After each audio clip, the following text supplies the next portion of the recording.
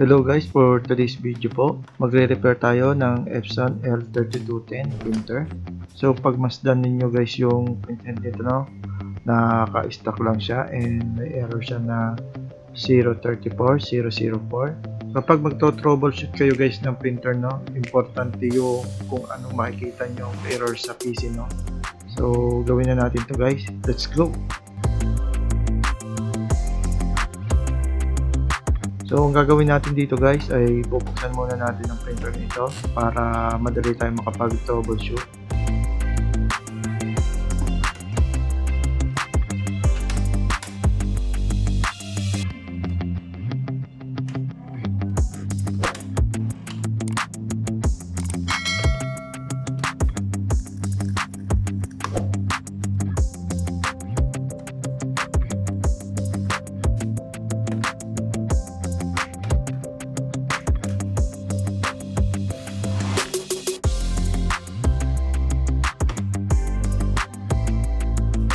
So, okay naman yung ating cartridge holder guys, no?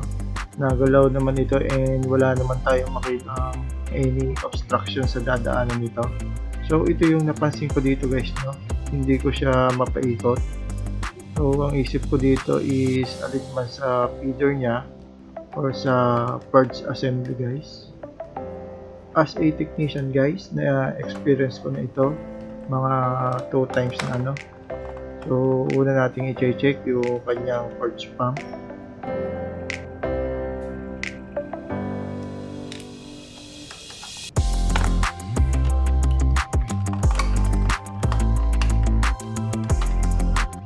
Ito na yung purge pump natin guys, no?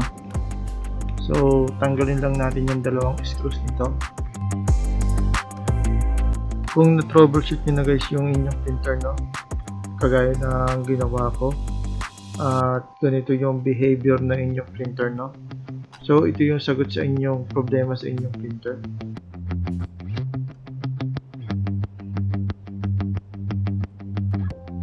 So, ito na nga guys, na disalign na pala yung pump nito. Ito yung dahilan ng pag-stuck niya. Medyo madumi na yung loob nito guys, no? So, sasabay na rin natin yung cleaning nito.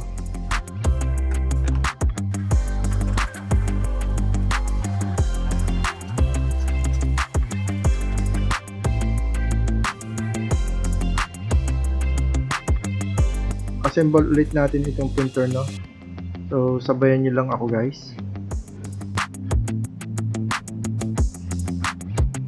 Ganyan dapat yung itsura ng ating purge pump, no?